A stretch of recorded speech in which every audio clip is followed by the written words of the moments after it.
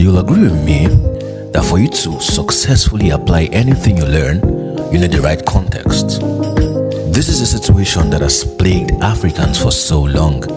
We have to learn a lot of things from first world countries, but most times the African context is lacking. And that is why we are building Kaizen Digital Academy and organizing events like the Kaizen Hangout. Here, we teach Africans high-income digital skills, sales, marketing, and everything it takes to run a successful online business. With Kaizen, the average African can make their dreams come true. I've been asked to speak on, how to manage your profits, really. But first, before we start talking about profits, we need to talk about the conversation of, are you generating revenue? And then, are you making profits? And before we now even talk about how you can actually manage the profits, right? So I can see a couple of persons here. You're welcome, Mr. Ben, Matilda. I don't really know so many persons here. That's weird. Okay, I know my prof here. So it's nice to see you all. It's nice to be here, really. So the idea is this. Before you can actually start talking about how you can actually manage money, one of the best things that you want to really figure out is how to actually make the money, and then how to multiply the money you make, and then how to manage the money you make, and then how to multiply the money you manage. So when people ask me to introduce myself, I often tell them I am that guy who helps organizations or individuals make money, manage the money they make, and then multiply the money they manage.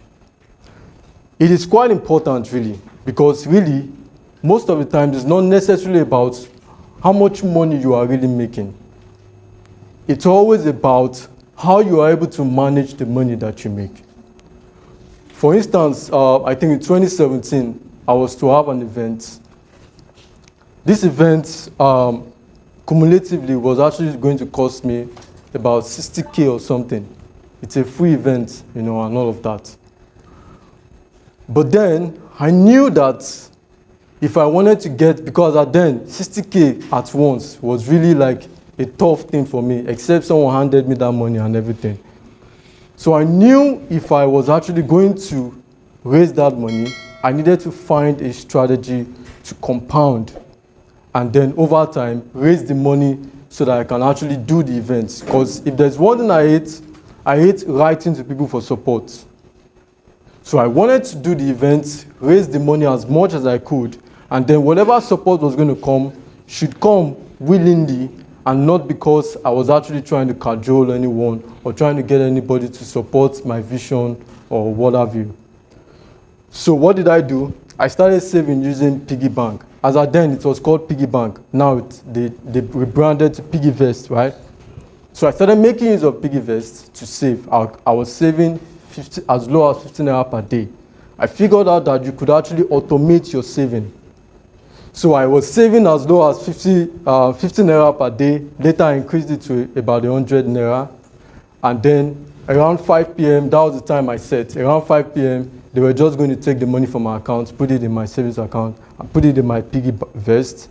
And then what happened was that by August that year, I had already raised about 90% of all the money I needed for the event. The remaining 10% came from my friends. Now, to somebody, saving as little as 100 naira daily is actually small, and that's where a lot of people get it wrong. You see, it's not about the money or the amount that you're saving. It's in the habits that you're building.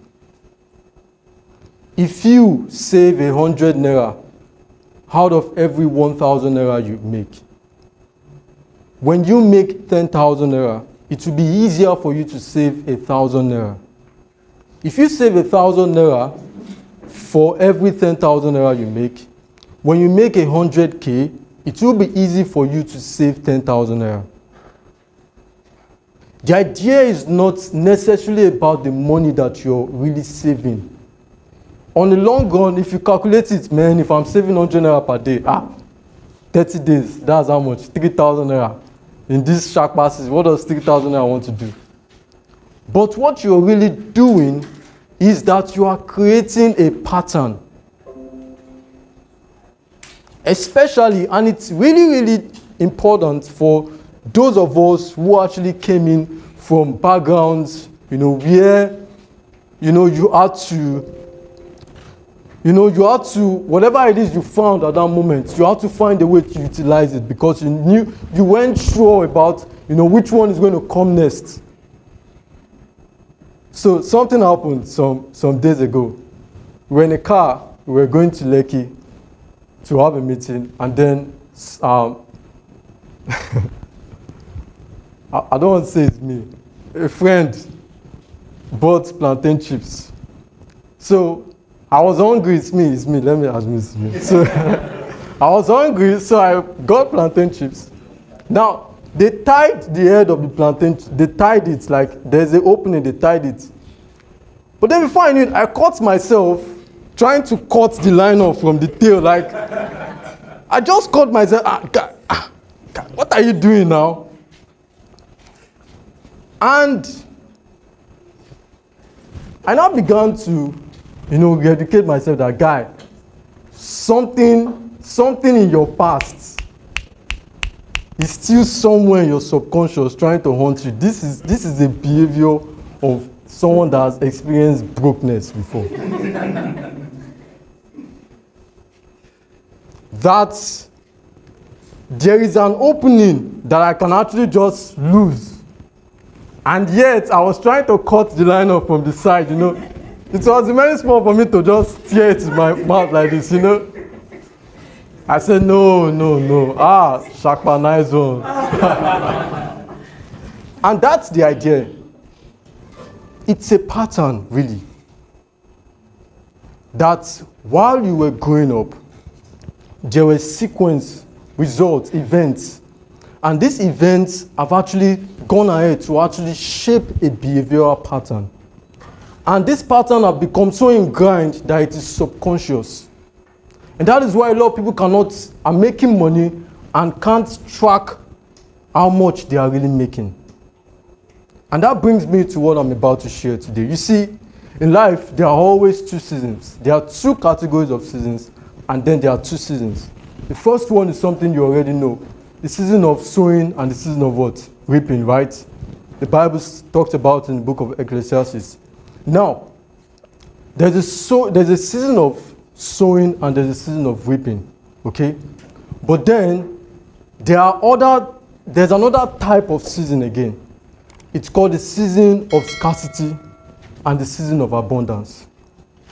You see, most of the times, one of the challenges, because we actually grew up in a conventional Christian background, you see, whenever your finances are going low, probably you are in a season in your life where you have lower, you are experiencing lower income, you are struggling, not necessarily struggling, but what you have seems like it's not enough. There is a tendency for you to try to pray against the devil, right? Try to pray against the spirit of scarcity, the spirit of lack, and whatever.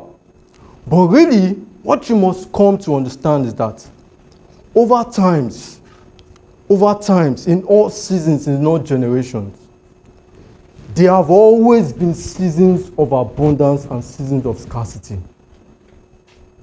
You must learn to be aware of it. Because being aware of the seasons that you go through in life will actually help you to navigate better. If at a short point, let's say for instance now, you were at a point in your life where you were consistently getting jobs back to back. People were giving you were getting consulting gig. I serve as a consultant for a couple of organizations and all of that you are getting consulting jobs steadily and then they are paying you in thousands of dollars and all of that. You see, in a short time, what is happening is that at that point, you are experiencing a huge top season. Like you are about to get to the peak of a hilltop in a short while. Because immediately after you experience that hilltop season, there is a valley. And what you do with the money that you were making all the while that you were actually going up to that hilltop will determine how you are going to survive the next valley experience. And the valley experience, the scarcity season, it's not necessarily there to kill you or to haunt you or whatever it is. It's actually there to test whether during the days of your abundance you were wise. Because immediately you succeed and you successfully exceed or get beyond that season of scarcity, the next season of abundance will be higher than the previous one. So the trajectory is always upward, but it's a circle.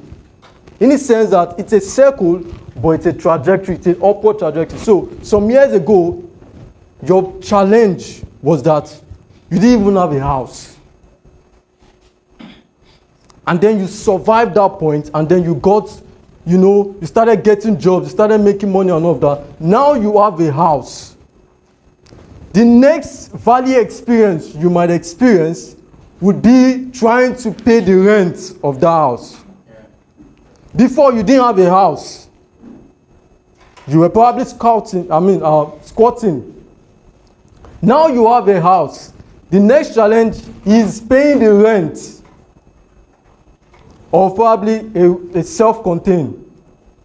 The next season that you experience of abundance might be that you have now moved into a one-bedroom. For those of you who are maybe content creators, you will now turn one place to studio. Turn the other place to your living room and all that, where you'll be creating content and all of that. Now, you no longer have one room self-contained. You now have a room and a bedroom. So, it's the way life really works.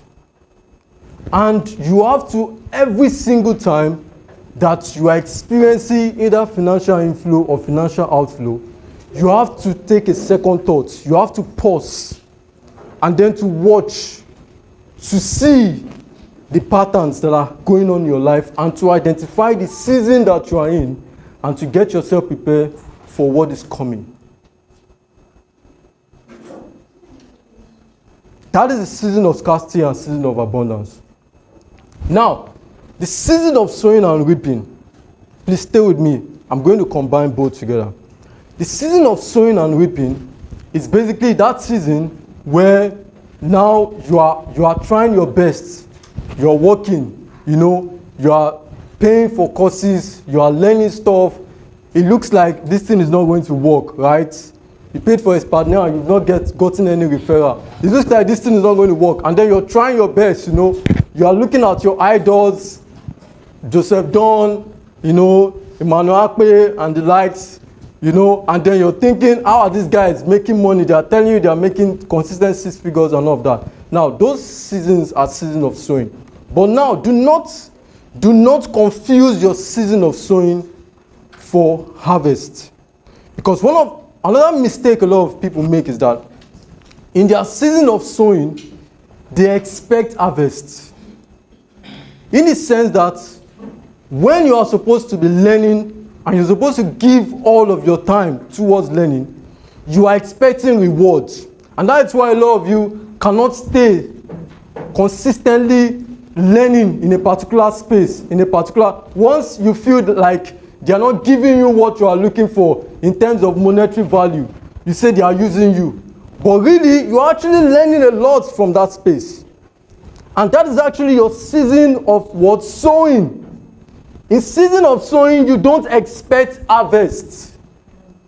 In your days of learning, you don't expect to get paid. You don't expect to make money. When you try to do these two things simultaneously, you will be frustrated. That's why a lot of you copy and paste. You water down the real value, the real intrinsic value that you're actually made up of. I'd not graduated, I think I was in my year 4 then. I'd done my NLP trainings, I'd spent some good money then to actually get some certifications and everything. And financially, I was actually broke, really. And at some point, I told myself, I said, after all of these things, after all of this money that I'd spent on myself to improve myself to this point, I said I wasn't going to take less than this for either my coaching sessions or my consulting sessions. So people would come and I would tell them my fee. This was as far back as 2016. People would come and I would tell them my fee and they would tell me it was too expensive. And financially, I didn't have money. Like, I was really broke. But rather than take a lower fee and water down the quality of what I wanted to share with them, I would call my sisters and beg them for money. And over time, because I stood on that ground that this is what I want, people finally began to come to the reality that this guy is not cheap. Let's give him his money. And that's been like that consistently for years. So that's why there are certain things I will not do. There are certain courses I will not sell. There are certain classes I will not attend. There are certain classes I will never organize. This is my own path. I have chosen it. Choose your own path. Don't copy me. So choose your own path. But what I'm saying really is that seasons, life is in phases, life is in seasons. The season of sowing, don't expect to reap. And in the season of harvest, while you harvest, while you are harvesting, understand that a season will come whereby your harvest will be needed to actually help you scale through, which is the season of scarcity. But in between the season of sowing and reaping is another season that people do not talk about. It is the season of resting. In agricultural science, resting your soil, if you go on Google now and search resting your soil, you will see, they will tell you, you are neither sowing nor harvesting. You are allowing your soil to gain enough nutrients for the next season of sowing. Now, you see, in that season of rest is where how you are able to manage your money consistently will now come to play.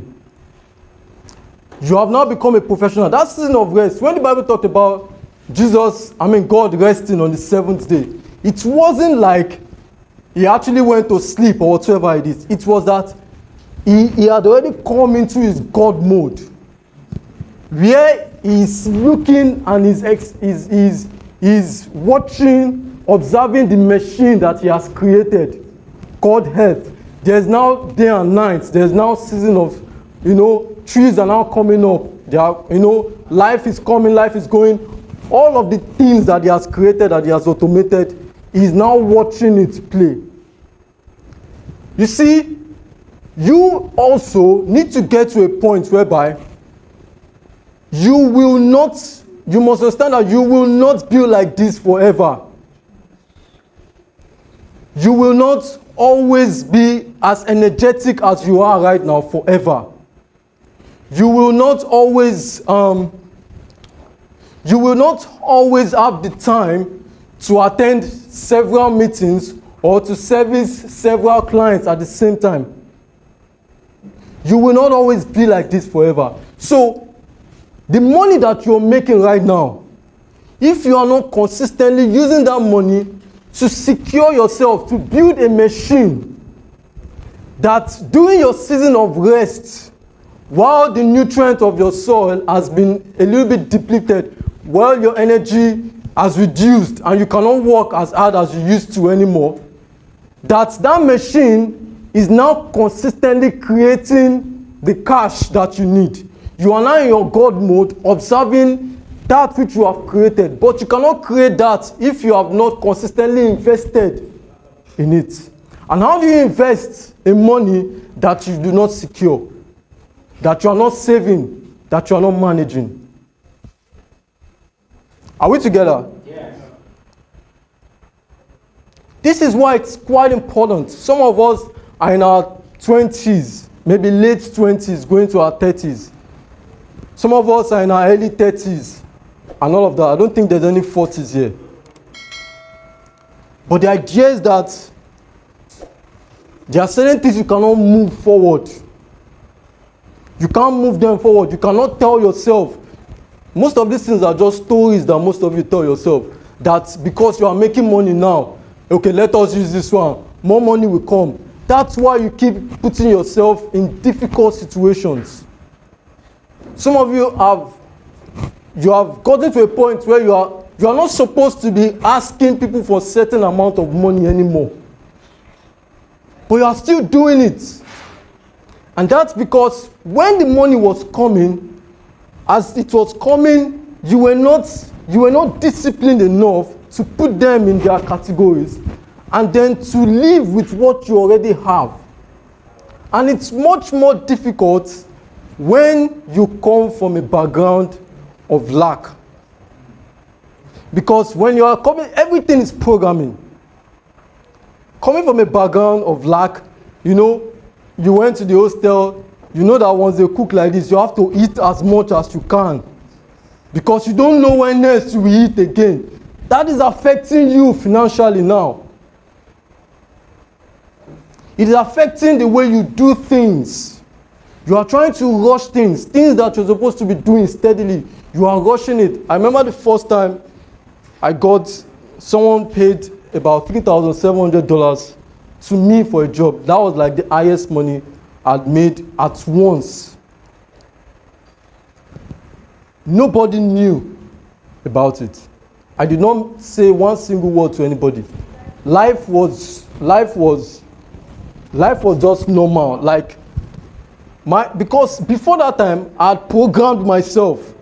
I knew that if I stayed true to what I was doing, there was no way I was not going to make money. There was no way. My only challenge was the kind of person I would be, the kind of man I would be when the money comes. And that's the state a lot of you people are in right now. Some of you are doing some certain things right now. There is no way you are not going to make money. Over time, there is no way you will not succeed financially, but you can still die broke because of your programming. So when I was doing certain things, when I was putting money to certain things, even the people that were close to me, they were surprised, they were shocked. They were shocked because they didn't know. I didn't see anything. I was still entering taxi. I was still working. Guy, I was still living my life, normal, and I still do it to this point. I really don't care. Because the most important thing for me really is the confidence that I want to do a project and I am certain that I have the money to fund it. That is the confidence. Forget all the dress, all the... there was one post someone said, you see all those guys that used to wear suit on their DP, they are very stingy. Oh man. He said they are very stingy. But really, actually, maybe they don't actually have. You have to learn. You have to learn to see money as a tool. You have to learn to see money as a tool. That money is a tool in your hands and it doesn't control you.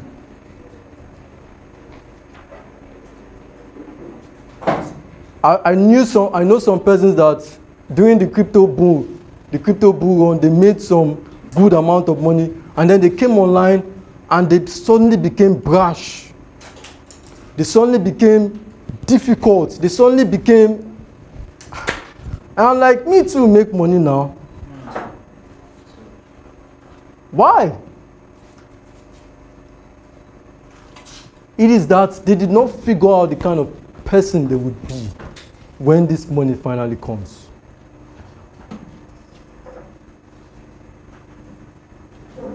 So now, how do you actually manage your profits? How do you manage your profit? That's if you're making profit, okay? If you're not making profits, one of the first things you need to do is to try your possible best to actually make money. If you're not making enough money, you know, there was someone who said you need to cut down expenses.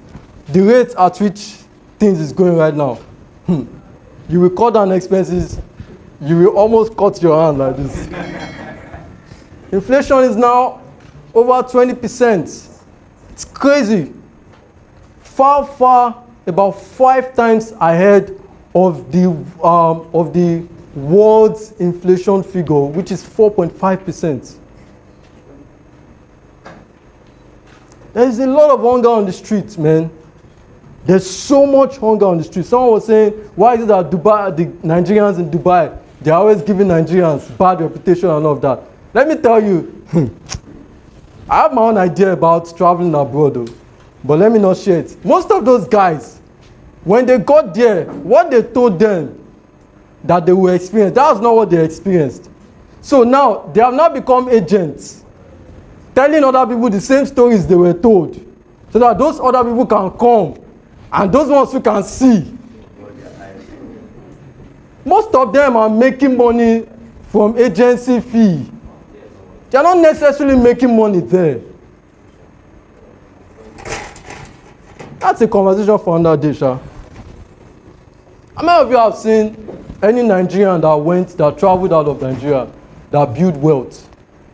When you read articles about going abroad, have you seen any article giving people tips about how to build wealth in the UK or in the USA? No matter where you go, this is the only place you can really build wealth. Don't rush yourself, man. Some of you, small 10 million naira in your account, you want to go and you want to travel the world. Guy, why? 10 million naira is how many dollars? Convert it to dollars, you will see. You don't really have money. You really do not have money. You really do not have money. Don't rush yourself. These places will still be there. 15 years, 10 years from now, these places will still be there. In fact, it's even better that you even went there because you were invited and someone paid your flight. I love this, my guy. Yeah. That's the best way to really go to these places. John Obidi will always say it, man. I don't just go to these places just for the fun of it to take pictures. I know a lot of guys during the crypto bull run last year, they made some money, small money. Before you knew, they went to Dubai. Now they are dead broke. They are dead broke. One was telling me he had to sell his car. What are you even doing with a car in the first place? You are a remote worker. Someone was asking me, they were pressuring me to buy a car. I asked him, I said, how many days do I leave this house that you know? He said, maybe once in a while. I said, how many days? I said, what's the highest you have ever paid around this Port Harcourt to work? He said, 2,000 naira. I said, so what do you really need a car for? It's not even that you really need the car. It is that some of you are lying to yourself in the sense that you have created a brand. You have created a brand. You have over-exaggerated the brand. Now, they have hyped you in that brand that you have created, that perception. Now, you that is even supposed to be the one telling yourself the truth, that this, I'm not as much as people think I am. You are not living in the lie that people created for you. You are now a victim of your own lies. So you have 5 million naira, you want to buy a car. There's a smaller car, probably a Venza or something, that is lesser and has better qualities than the Lexus that you are eyeing and all of that. That's how much of your total net worth. People do it. People use more than half of their total net worth to buy phones. You buy a phone of 400k, everything you have in your account is 1 million naira. you bought a phone of 400,000 naira. And it's not like the phone is an investment. It's to try to level up with what you have created out there. I bought this phone last year. Was it last year? I bought this phone last year.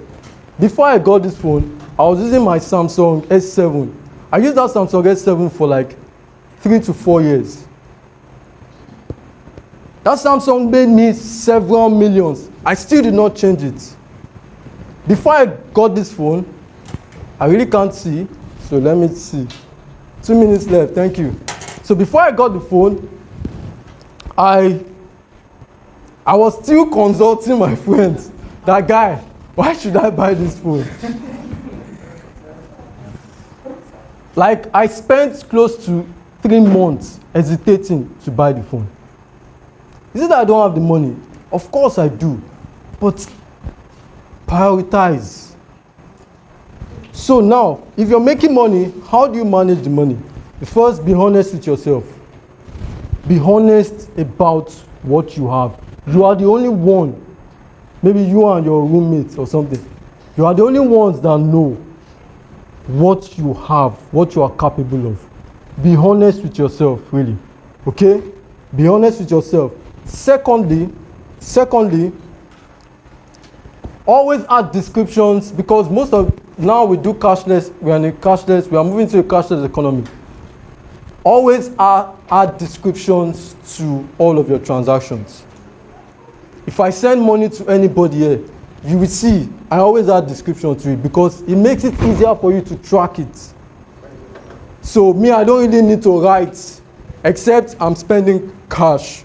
I don't really need to put it on a paper or whatever it is. From my transaction history, you will see every transaction. And if I enter an Uber, I'll write it there in the description, Uber. If I'm in a boat, I'll write it there, boat.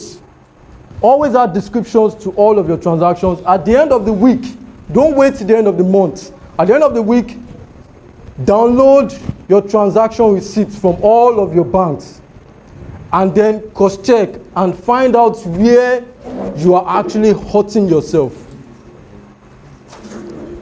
Find out where you are actually what? Hurting yourself, right? So that's very, very important. Thirdly, try as much as you can to buy food in bulk. Try as much as you can to buy food in bulk. Last month, I ordered for about 52 bags of yam. That's where I buy my food. Bags of rice, 2 bags of yam. I ordered for like 52 bags of yam. I gave some to the security guys in my estate, gave some to some of my colleagues. The rest is still in the house. I think it has spoiled itself. And how much did I pay for it? 22,000 naira for 52 bags of yam.